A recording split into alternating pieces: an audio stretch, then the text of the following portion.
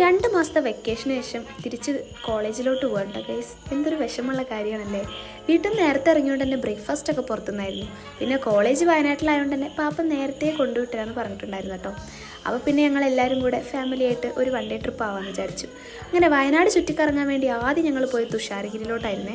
അവിടെയാണ് മഴ കാരണം അടച്ചു പൂട്ടിയിട്ട് ഞങ്ങൾക്ക് മുകളിലോട്ടൊന്നും കയറാൻ പറ്റില്ല, അടിയിൽ ചുമ്മാ കണ്ടു. പിന്നെ ഞങ്ങൾ ലക്കിടിലൊരു പാർക്കിലോട്ടാണ് പോയി. അവിടെ അടിപൊളിയായിരുന്നു, സിപ്പ് ലൈനിലൊക്കെ കയറി. എനിക്ക് അവിടുത്തെ റേറ്റ്സിനേക്കാളും കൂടുതൽ ഇഷ്ടമായി അവിടുത്തെ ഒരു ഐറ്റംസ് ആയിരുന്നു ഗൈസ്. കാണുന്നതെല്ലാം നമുക്ക് വാങ്ങാൻ തോന്നും.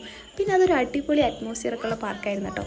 അവിടെ നിന്ന് നേരെ ഫുഡൊക്കെ കഴിച്ച് ഇനി എങ്ങോട്ട് പോകുന്ന ആലോചിച്ചിരിക്കുമ്പോഴാണ് എവിടെയോ ഒരു ബോട്ടിംഗ് ഉണ്ടെന്ന് ഇറങ്ങി. അവിടെ പോയപ്പോഴാണ് വയനാട്ടിൽ മഴ പെയ്തു ഗൈസ്. അങ്ങനെ മഴ ഞങ്ങളുടെ ട്രിപ്പിൽ വില്ലനായിട്ടോ. ഞങ്ങൾ പല സ്ഥലത്തും പോയി പ്ലാൻ ഇട്ടുണ്ടായിരുന്നു, പക്ഷെ മഴ കാരണം ഞങ്ങൾക്ക് പറ്റിയില്ല. എന്തായാലും അവിടെ നിന്ന് നേരെ വിട്ട് കാരാപ്പുഴ ഡാമിലോട്ടായിരുന്നു. അവിടെ ചുറ്റിക്കറങ്ങി ഒരുപാട് നേരം നടന്ന് ഒരു 7 മണിയൊക്കെ ആകുമ്പോഴാട്ടോ ഹോസ്റ്റലിലോട്ട് എത്തി. എന്തായാലും ഒരു അടിപൊളി ദിവസമായിരുന്നു.